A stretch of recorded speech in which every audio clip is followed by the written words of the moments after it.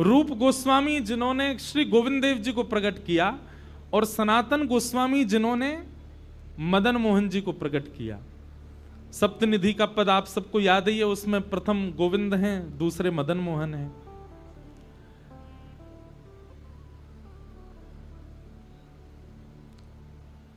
तो रूप सनातन गोस्वामी जो थे ये बांग्लादेश के गौड़ देश के परम विद्वान, परम बीतराग दो वैष्णव हैं। बहुत ध्यान से सुनो।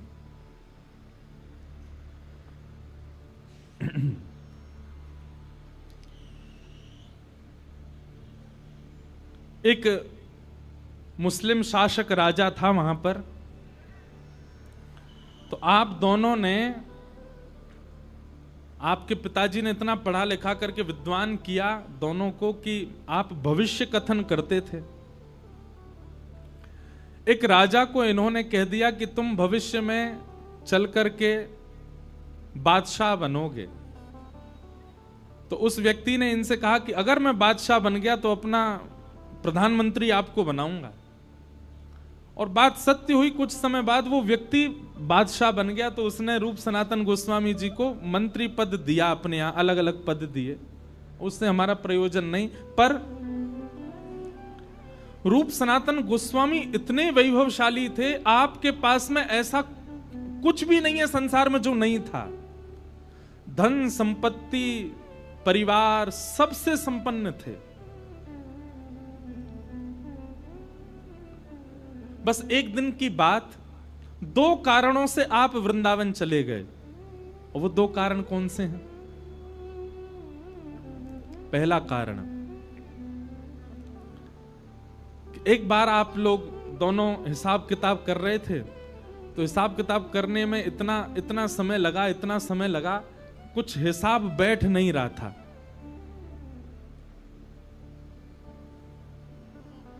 दोनों थक गए तो एक सेवक को बुला करके आपने कहा कि सुनो, हमारे लिए शरबत बना के लाओ।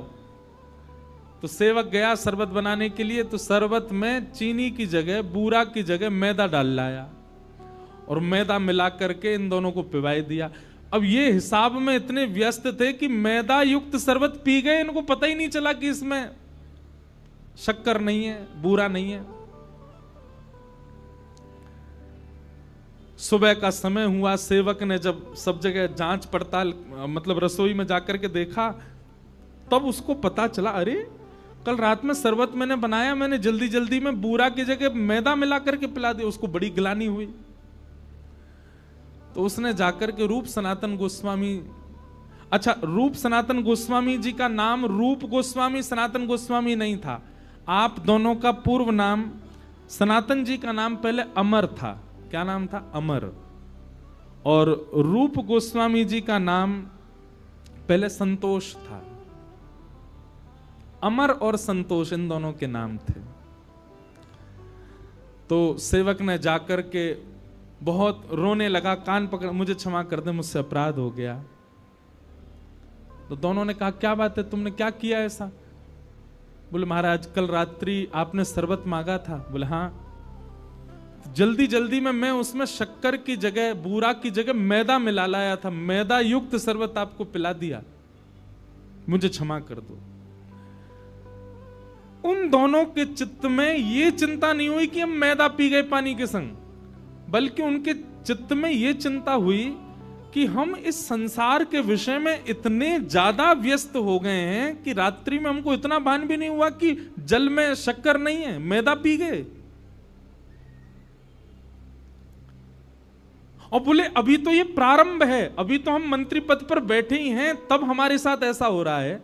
आगे आगे चलते जाएंगे तो विषय भोग बढ़ता ही चला जाएगा। सदैव याद रखना बंधुओं, व्यक्ति वैष्णव दो ही हो सकते हैं। पहला वो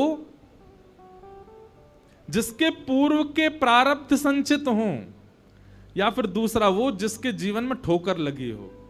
कुछ ऐसी घटना घट गई कि महाराज वृंदावन की तरफ मुड़ गए। फिर दो ही प्रकार के लोग वृंदावन जाते हैं। रूप सनातन गोस्वामी का पूर्व का संचित कर्म अच्छा था, इसीलिए उनके चित्त में आया, बोले ये विषय भोग, इसमें हम इतने तल्लीन हो गए, अब ठीक है कुछ भी हिसाब कर रहे थे, है तो विषय का ही, इतना भी भान नहीं रहा कि हम मैदा पी रहे हैं। अब ये उनके मन में चिंतन चल ही रहा था कि उसी समय उनको खबर मिली कि श्री लीलाचल धाम जगन्नाथपुरी से श्रीमन चैतन्य महाप्रभु वृंदावन यात्रा को जा रहे हैं और असंख्य वैष्णव उनके साथ जा रहे हैं।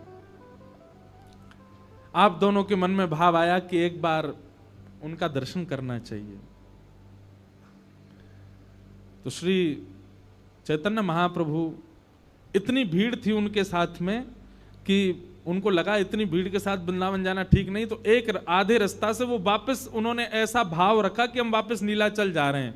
तो लोग बाग सोचे अब जा ही नहीं रहे वृंदावन, तो हम भी आगे क्या करेंगे, तो कई लोग अपने अपने घर को चले गए। तभी चैतन्य महाप्रभु ने देखा कि भीड़ कम हो गई, तो एक गांव में रुक गए। वो गांव रूप सनातन गोस्वामी का ही था। अमर और संतोष इनका नाम था पूर्व। आप दोनों गए, चैतन्य महाप्रभु के श्री चरणों में जाकर के आपने प्रणाम किया और प्रणाम करके कहा कि महाराज अब ये संसार का विषय हमको भाता नहीं है, संसार के विषय भोग से हमारा मन उठता जा रहा है, हम क्या करें। तब चैतन्य महाप्रभु ने आपको ज्ञान उपदेश किया और ज्ञान उपदेश करते हुए चैतन्य महाप्रभु बोले कि मैं तुम्हारे लिए ही आया हूं, मैं तो वृंदावन जा रहा था, पर तुम दोनों पर अनुग्रह करने के लिए ही मैं वापस लौटा और इस गांव में रुका हूं। तुम दोनों सदा से मेरे हो, तुम्हारी स्थिति ये नहीं है, तुम्हारी गति ये नहीं जो तुम कर रहे हो, तुम्हारी गति तो वृंदावन है, तुम्हारी स्थिति तो वृंदावन है। जितना शीघ्र हो सके वृंदावन चले जाओ। तो हम सनातन गोस्वामी के विषय में पहले चर्चा कर रहे हैं, मदन मोहन लाल जी के। तो रूप गोस्वामी जो थे वे तो एक ही प्रवचन में ऐसे हो गए कि उन्होंने राजा के आना जाना ही बंद कर दिया और अपने एक भाई को संग लेकर के वो वृंदावन चले गए। लेकिन रूप गोस्वामी के वृंदावन जाने से राजा को इतना क्रोध आया, उसने सनातन गोस्वामी को अपने यहां कैदी बना लिया। ठाकुर जी ऐसे ही प्रकट नहीं हो जाते, ऐसे ही नहीं मिल जाते। बहुत पापड़ बेले हमारे आचार्यों ने, बहुत कष्ट सहा आचार्यों ने, तब जाकर के सप्तनिधि प्राप्त हुए हमें। एक भाई चला गया वृंदावन और उस भाई के छोड़ के जाने के क्रोध में राजा ने सनातन गोस्वामी को अपने यहां बंदी बना लिया। रूप गोस्वामी को जब ये बात पता चली तो पीड़ा तो उनको बहुत हुई, लेकिन बोले अब मैं क्या करूं। पत्र लिख करके भेजा, बोले भैया किसी भी प्रकार से जो आप कर सको आप वहां से निकल करके वृंदावन आ जाना। और एक समय आया, फिर वो लंबी कथा है कि सनातन गोस्वामी जैसे तैसे निवृत्त होकर के वृंदावन आ गए। आप श्री को जब वृंदावन आए तब पता चला कि रूप के तो गोविंद देव प्रकट हो गए। रूप गोस्वामी के भक्ति भाव से श्री गोविंद देव जी प्रकट हो गए। सनातन गोस्वामी जी को बहुत विरह हुआ कि नाथ आप रूप से ज्यादा प्रेम करते हो, उसको आपने एक ही प्रवचन में वृंदावन बुला लिया, उसको बंदी भी नहीं बनना पड़ा, और वृंदावन आकर के इतने वर्षों तक यहां भजन पूजन करके आपने प्रकट होकर के अपनी सेवा भी दे दी। मुझ में क्या कमी, मेरा मन भी तो शुद्ध है, मेरे मन में भी तो भाव है, आप मेरे लिए कब प्रकट होगे। यह विरह भावना प्रकट हुई।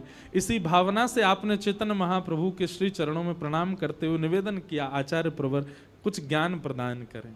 तब 10 दिन तक महाप्रभु जी का प्रवचन संग किया उन्होंने। और महाप्रभु जी बोले कुछ नहीं, बस तुम चिंतन किया करो, नित्य नेत्र बंद करके ठाकुर जी से ही पूछा करो कि वो तुम पर अनुग्रह कब करेंगे, अपने आप ठाकुर जी तुमको कृपा करके सेवा प्रदान करेंगे। सनातन गोस्वामी, अच्छा रूप सनातन ये नाम चैतन्य महाप्रभु ने ही रखे थे दोनों के। सनातन गोस्वामी ध्यान करने बैठते और अपने ध्यान में बैठे बैठे ठाकुर जी से रोते कि नाथ मुझ पर अनुग्रह कब करोगे, मुझ पर कृपा कब करोगे। और स्थिति यह आ गई कि सनातन गोस्वामी के मन में ये भाव आने लगा, शायद मैं अभी भी विषय में पड़ा हूं। रूप गोस्वामी निकल चुके, इसलिए उनको मिल गए। मेरे शायद अभी भी विषय भोग बचे, इसीलिए ठाकुर जी नहीं आ रहे हैं। तो धीरे धीरे सब वस्तुओं का त्याग करने लगे, वस्त्र कम पहनने लगे, इच्छाओं की कटौती करने लगे। पहले भोजन भी बहुत करते थे, तो 7 दिन का भोजन 3 दिन करने लगे, 3 दिन का भोजन 1 दिन करने लगे, 1 दिन में भी 1 बार करने लगे, और वह भी भिक्षा मांग करके करने लगे। एक समय तो ऐसा आया भिक्षा भी नहीं मांगते, कोई दे जाएगा तो पाए। मैं इतना त्याग करूंगा, ठाकुर जी को आना पड़ेगा मेरे पास। इतना त्याग किया, इतना त्याग किया। सनातन गोस्वामी के उस भाव से ठाकुर जी रीझ गए।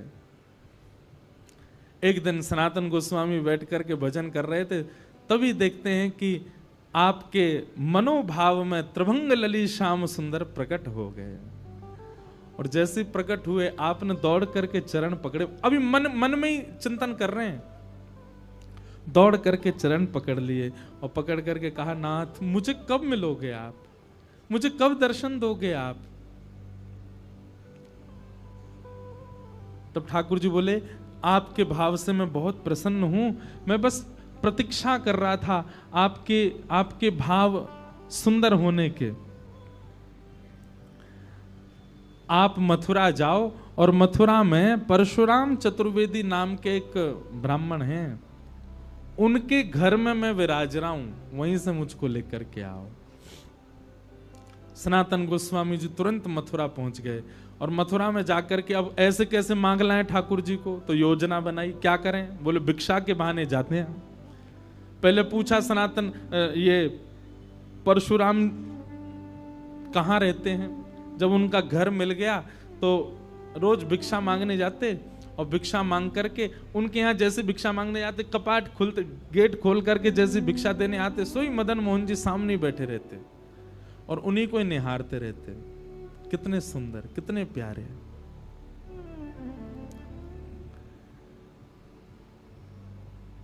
पहले ही ठाकुर जी चित्त में आकर के बता चुके हैं कि मैं उनके घर से तुम्हारे पास आऊंगा। सनातन गोस्वामी की स्थिति कभी विचार करो बंधुओं, वे अपने हृदय के ठाकुर को दूर से निहारते हैं, पर ऐसे मांग के ले जा नहीं सकते। किसी के ठाकुर को कैसे मांगोगे। आकर के रुदन करते और ठाकुर जी से प्रार्थना करते, आप ही कुछ करो ना, मैं कैसे मांग के लाऊं आपको। भगवान बोले स्वप्न में आकर के, बोले कल जब वो मैया भिक्षा देने आएगी तो उससे थोड़ा संवाद करना। क्या संवाद करूं। बोले बस मेरी सेवा का भाव पूछना, उसी से ही कोई योजना बनेगी। तो सनातन गोस्वामी दूसरे दिन गए, भिक्षा मांगने लगे। तो मैया, एक बूढ़ी मैया आती थी भिक्षा देने, जैसे भिक्षा देने लगी तो सनातन गोस्वामी बोले, मैया इनकी सेवा कैसी है, कैसी सेवा करती हो, आनंद आता होगा खूब। मैया अपना सिर पकड़े, बोले बाबा दूर ते ही देख लो, ये दूर ते ही प्यारो लगे, जाके घर में आ जाए, जाके चित्त में आ जाए, जाके जीवन में आ जाए, बाको सब कुछ लुटवाए दे। मेरो इतनो बड़ो घर, मेरो इतनो बड़ो परिवार सब छुड़वाए दियो जाने। मेरो परिवार बिखर गयो, मेरे बालक बिखर गए, सब मुंह से दूर रहते चले गए। और सुनो बाबा, मेरो तो सब लुटवाए दियो, अपने सबरे खजाने भर लिए जाने। अपनी पोशाक, अपनो श्रृंगार, अपनो मुकुट, अपनो ही सिंहासन, सब अपनो ही भरतो चलो गो। बाबा दूर ते देख लियो या लेवे को मन मत बनाइयो, सब लुटवाए देखो। सनातन गोस्वामी बोले, माँ आप हमारी ओर जरा दृष्टि डाल के देखो, हमारे पास कुछ लगता है आपको। हम पहले ही सब छोड़ चुके हैं, हमारे पास तो केवल एक लंगोटी है बस, इसके अलावा कुछ नहीं है। ये अगर आ भी गए हमारे पास में तो हमारा क्या छुड़वाएंगे, बचा ही नहीं कुछ भी। परिवार हमने छोड़ दिया, भोजन हमने छोड़ दिया, इच्छाएं हमने त्याग दी। अरे एक कुटिया किसी ने बना के दे दी, नहीं तो मैं तो वृक्ष के नीचे रहता था, घर भी नहीं। और जबकि ये रूप सनातन गोस्वामी बड़े संपन्न परिवार से थे बंगाल में, सब छोड़ छाड़ के आ गए। बोले मैया सब तो छूट गया, अब क्या छुड़वावेंगे मेरा। और मैया आप इतनी परेशान हो, आपको बहुत परेशान कर रहे हैं, तो आप इनको मोकू दे दो। मैया बोली बाबा भले ही सब कुछ छुड़वाई दियो या न मेरो, लेकिन दूंगी ना है, रेगो मेरे पास ही। सनातन गोस्वामी बोले तो बोले अब क्या चाह रही हो, क्या छुड़वा मैं आपके, प्राण छूट जाएंगे तब दोगी हमें? अब आपका भी मैया सब चला गया, प्राण ही बचे हैं बस।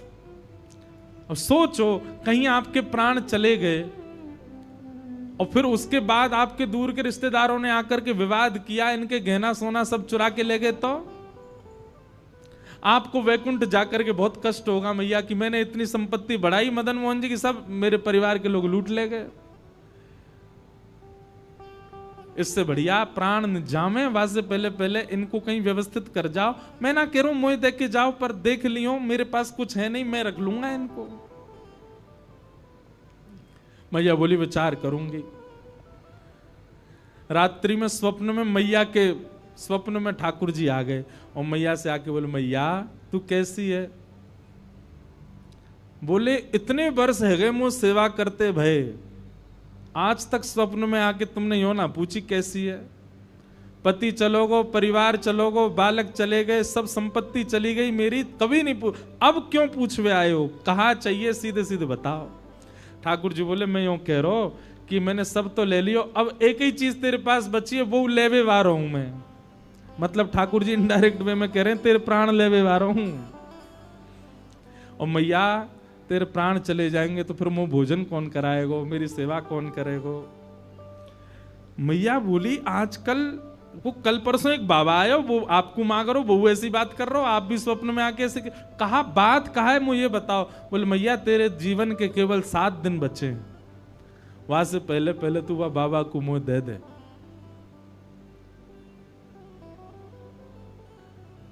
मां के नेत्र सजल हो गए। बोले ठाकुर जी आप जानो ही चाह रहे हैं तो फिर मैं व्यवस्था करूंगी। दूसरे दिन जैसे ही सनातन गोस्वामी गए, द्वार पर आकर के कहा भिक्षाम देही। मैया अपने ठाकुर जी को उठा करके लाई और ला करके बोली ले बाबा, ले जाओ ठाकुर जी को, करो इनकी सेवा। अब बाबा थोड़ा ऐसा बता रहे हैं मानो वो लोभी नहीं है ठाकुर जी के, तो मानो ऐसा बोल रहे हैं मैया इनसे पहले यूं तो पूछ लो, ये मेरे पास रह लेंगे ना, मेरी कुटिया में ज्यादा व्यवस्था ना है, मैं तो आटो मांग करके ले जाऊं, बिना छने भय आटे के टिक्कर बना के पाऊं, और एक बार बनाऊं वही 7 दिन तक चले मेरे, इनको चल जाएगा ना। मैया वापस अपने ठाकुर जी को ले गई, भीतर पधरा दी। बोले आज रात में पूछूंगी। स्वप्न में फिर ठाकुर जी आए और स्वप्न में ठाकुर जी तो बोली जय जय, वो बाबा तो एक दिना बनावे, वही एक टिक्कर थी 7 दिना निकाल दे, और आपको तो एक दिना में 8 बार भोजन चाहिए, कैसे जाओगे बाकी यहां? ठाकुर जी बोले कोई बात ना, मैं टिक्कर खा के रह लूंगा, लेकिन मैया मैं रहूंगा वही के पास, तुम वही दे दे, वो जैसे रखेगो मुंह को स्वीकार है, बस बाकू दे दे।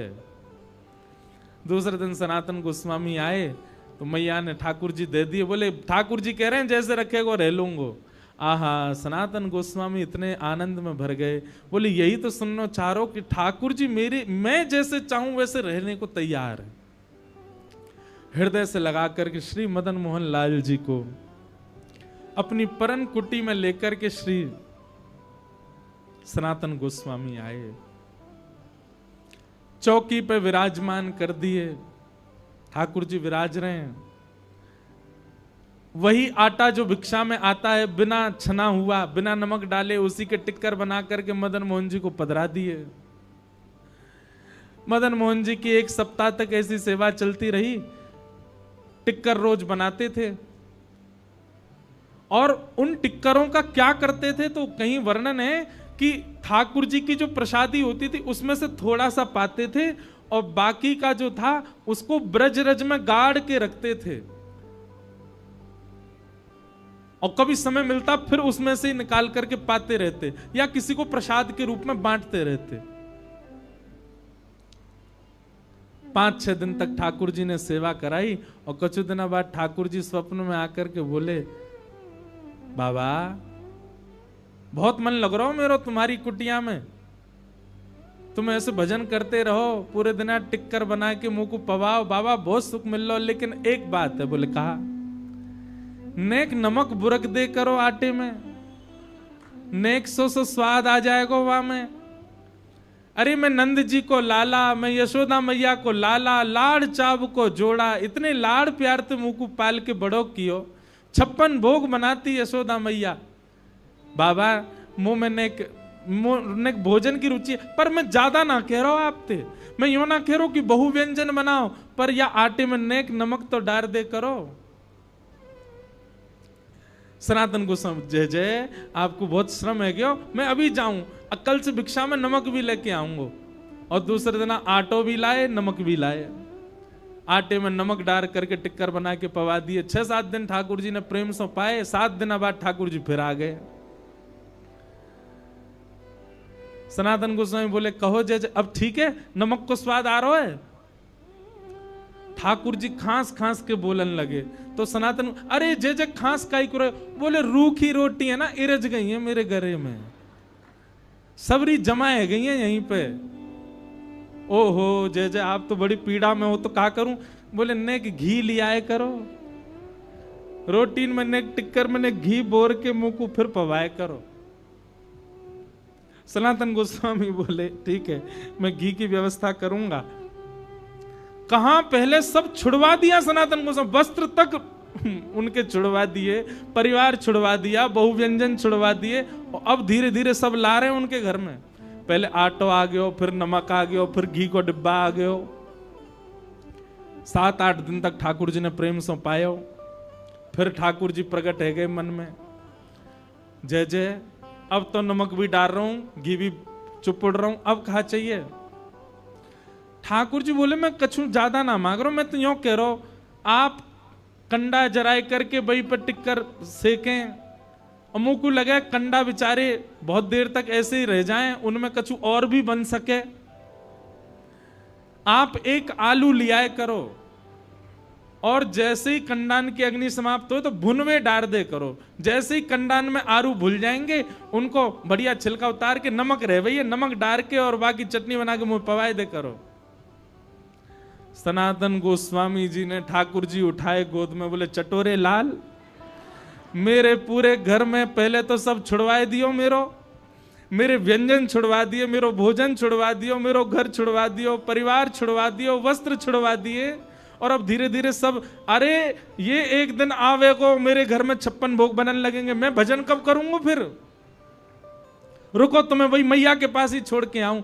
जैसे ही मदन मोहन जी को उठा के ले जाने लगे, प्रत्यक्ष मदन मोहन जी प्रकट हो गए, प्रकट होके हृदय से लगा लिया, और हृदय से लगा करके बोले बाबा तू जैसे रहेगो रहूंगो तेरे सिर पे ही, तो छोड़ के ना जाऊंगो। हाँ मैं 56 भोग पाऊंगो एक दिन तेरे हाथन सो, लेकिन पाऊंगो तेरे हाथन सो ही, नहीं जाऊंगो छोड़ करके। बंधुओं, ठाकुर जी विरह देते हैं ना, इसका मतलब ये नहीं है कि वो निष्ठुर हैं। ठाकुर जी संबंध छुड़वाते हैं, मित्र छुड़वा देते हैं, संसार के विषय भोग छुड़वा देते हैं, इसका मतलब ये नहीं कि वो निष्ठुर हैं, वो चाहते नहीं आपको कि आप किसी के संग रहो, ऐसा नहीं है, केवल परीक्षा ले रहे हैं।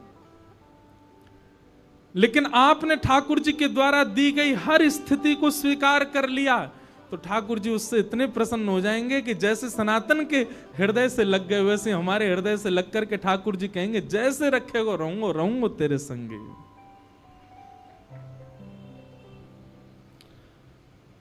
ऐसे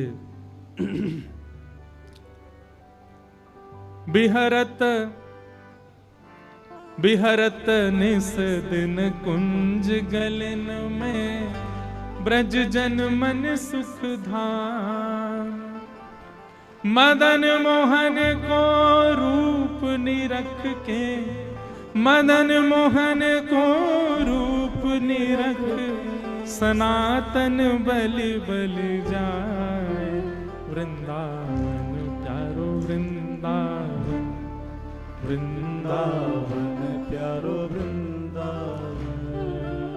बोलो मदन मोहन लाल की। बड़े प्यारे ठाकुर हैं हमारे वृंदावन के।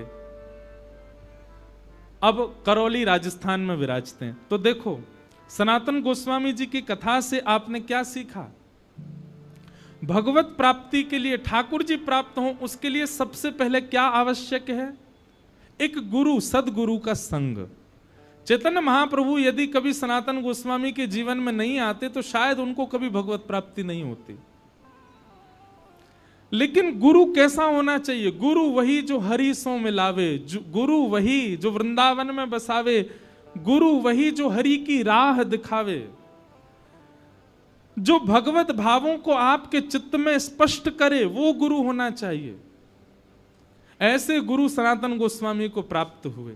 तो सबसे पहले गुरु आश्रित। और गुरु आश्रय भी कैसा? चैतन्य महाप्रभु ने कहा कि वृंदावन चले जाओ, तो अपनी राजकीय संपदा को छोड़ करके चले गए वृंदावन। रूप सनातन गोस्वामी जी का जब मैं चरित्र पढ़ रहा था तो उनके परिवार के बारे में भक्तमाल जी में ऐसा वर्णन किया है, उस काल में, उस समय में वह सुख था उनके पास जो बड़े बड़े राजाओं के पास नहीं था। सब छोड़ करके आ गए वृंदावन। और यह बात स्पष्ट है, जाके चित्त में यह भावना हो कि हमें श्री राधा रमण प्रत्यक्ष मिलें, तो हरिराम व्यास जी की इस पंक्ति को याद रखिएगा, कनक कूट कोटिक लग तजिए भजिए कुंवर कन्हैया, वृंदावन सा चौधन भैया। जब तक आपके जीवन में वृहद त्याग नहीं होगा तब तक ठाकुर जी नहीं मिल सकते। ये बात लिख लीजिएगा। हम लोग नेक नेक से त्यागन पे ठाकुर जी को मांग रहे हैं। ठाकुर जी आपके लिए मैंने जो है प्याज लहसुन छोड़ दी, ठाकुर जी आपके लिए मैंने व्यसन करना छोड़ दिया, आपके लिए मैंने ये सब करना। आप केवल जिह्वा की वस्तुओं के त्याग कर पा रहे हैं। भगवत प्राप्ति के लिए त्याग पूछना भी नहीं है, बस त्याग दो। बोले जा से मुझे ठाकुर जी मिले, मुझे वो करना है। मीराबाई का जो पद आप सब गाते हैं, मैं बैरागन होंगी, उस पद में जो अंतरा है उसमें क्या कहती है मीराबाई? कहो तो कुसुमल साड़ी रंगावा। मतलब अगर कोई कह दे कि अरे मीरा खूब सुंदर श्रृंगार कर तभी श्याम सुंदर रीझेंगे, तो कोई कह जाता ना तो मीराबाई अपनी बुद्धि नहीं लगाती, अच्छा श्रृंगार से रीझते हैं, बोले अच्छा तो फिर तो मैं बहुत सुंदर श्रृंगार करूंगी। और तभी संत महापुरुषों को मीराबाई देखती तो इनसे कहती, आप लोगों ने श्रृंगार क्यों नहीं किया? श्याम सुंदर तो श्रृंगार से रीझते हैं, आप इतने सामान्य बने क्यों घूमते हैं? बोले नहीं नहीं, ठाकुर जी भगवा भेष से रीझते हैं। कहो तो भगवा भेष, कहो तो मोतियन मांग भरावा, और कहो छिटकावा केश। अगर कोई कह जाए कि केश दान कर दो ठाकुर जी तब मिलेंगे, तो मीराबाई उसके लिए भी तैयार हैं। क्यों? जिन भेषा मारो सावरो रीझे, जिन भेषा मेरो गिरधर रीझे, मैं सो ही भेष धरूंगी, ओ मैं तो सो ही भेष धरूंगी हो, मैं बैरागन होंगे, मैं बैरागन होंगी, ओ मैं बैरागन होंगी,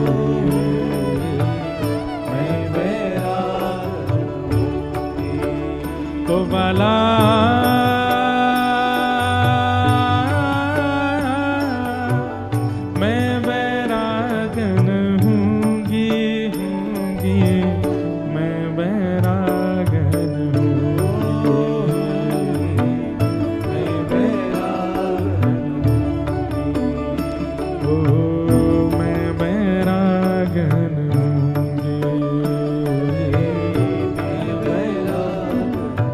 सब लोग, ओ जिन भेषा मेरो सावरो रीझे, जिन भेषा मेरो सावरो रीझे, जिन भेषा राधा रमण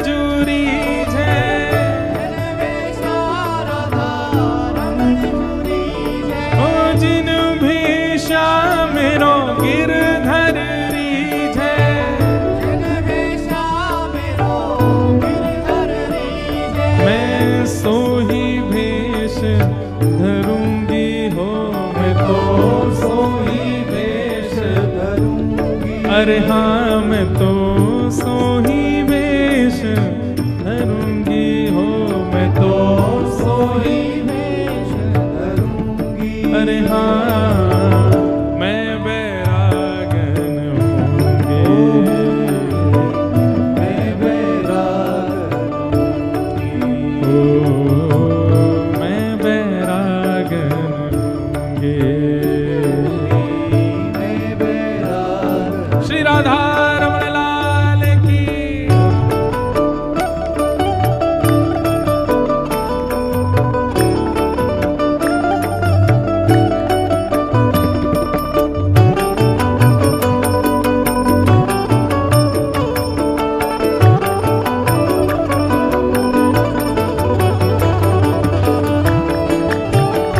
प्यारे गिरधर लाल की।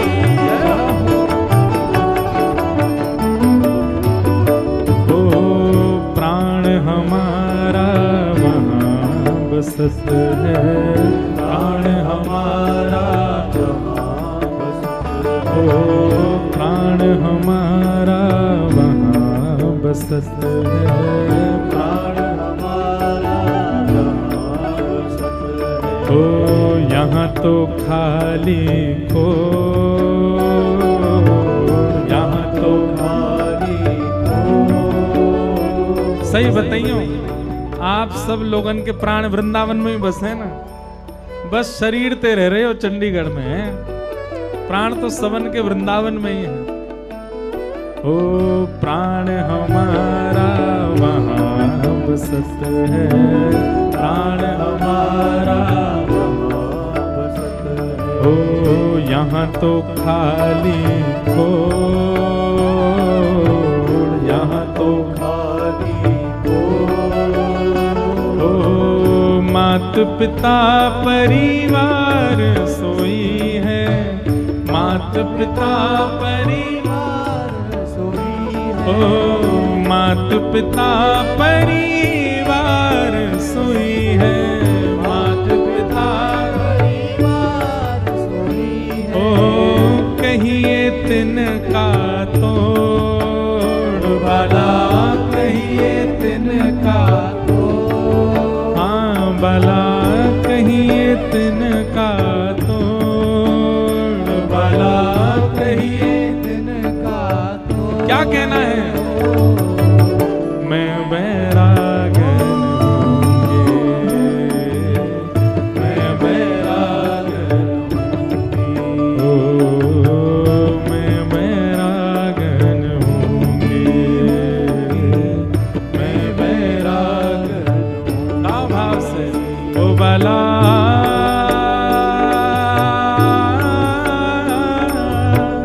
मैं बैरागन होंगी, होंगी, मैं बैरागन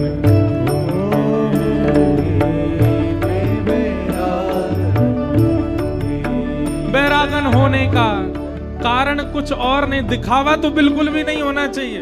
ये गोपी बनना इसलिए नहीं बनना है कि सब देखें, देखो हम गोपी, गोपी हमारे बननो है भैया। ओ जिन भेषा मेरो सावरो रीझे, जिन भेषा मरो सावरो रीझे, जिन भेषा मेरो गिरधर रीझे, ओ जिन भेषा मरो गिरधर रीझे, ओ जिन भेषा राधा रमण जुरी है, जिन भेषा राधा रमण जुरी हे राधा रमण जुरी है, हे राधा वल्लभ जुरी राधा है, वल्लभ जुरी, हे राधा रमण जुरी राधा है, रमण जुरी, ओ प्यारो गिरधर रीझ है, गिरधर रीझे, वृंदावन रीझ है, वृंदावन रीझे, ब्रजवासी रीझ है, रासी रीझे, मैं सोई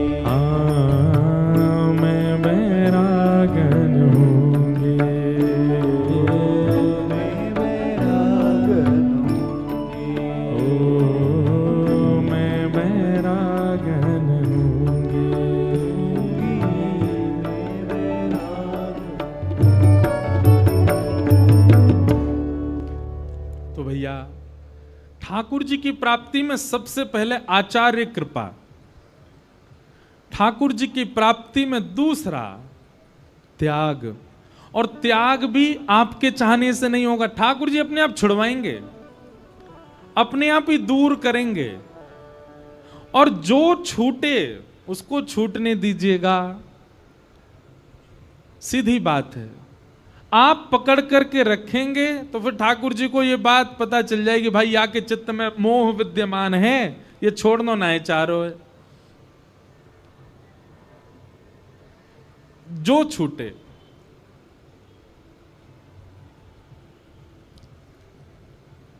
अब मेरे को एक के बाद एक पद याद आते रहते हैं तो मन होता है पद ही गाऊं। अच्छा, ये सब जो सारी कथाओं में नहीं होता, ये कहीं कहीं होता है, एक के बाद एक पद याद आते हैं, कहीं कहीं होता है।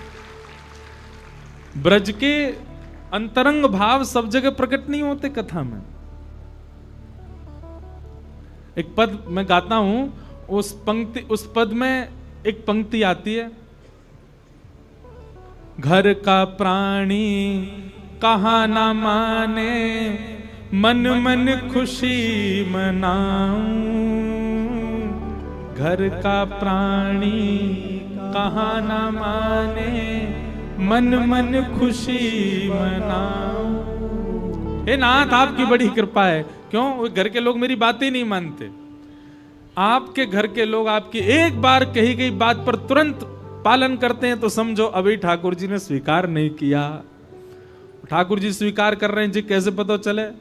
बोले जो कहो घर में सब लोग लड़ने बैठ जाते हैं, बोले ये नहीं होगा, ऐसे नहीं होगा, ये नहीं होगा। आपकी बात कोई नहीं माने तो यूं समझो, हाँ कोई नहीं मान रहे हो तो या को मतलब सबके प्रति जो मोह है ठाकुर जी उसको कम कर रहे हैं। मारा गिरधर लाल थारो नचायो नाचू रे, मारा नट राजा थारो नचायो नाचू। बोलो मदन मोहन लाल की। तो ऐसे श्री मदन मोहन लाल जी सनातन गोस्वामी को प्राप्त हुए। और रूप गोस्वामी को कैसे प्राप्त हुए वो विश्राम जब कर रहे होंगे कथा का तब सुनाएंगे, और फिर उसके बाद उत्सव मनाएंगे। तो इस प्रकार श्री मदन मोहन जी प्रकट भये। तो मैं इस विषय पर लेकर के आया था कि ठाकुर जी जीवन में आएंगे तो सब छुड़वा देंगे। ये बात पहले ही पक्का करके रखना आप। छूटेगा, और छूटेगा का मतलब ये नहीं कि घर से बेघर रह जाओगे, खाने पीने को नहीं मिलेगा, ऐसा नहीं। छूटेगा मतलब आपके चित्त में जो भावना थी उन सब के प्रति वो कम होने लग जाएगी।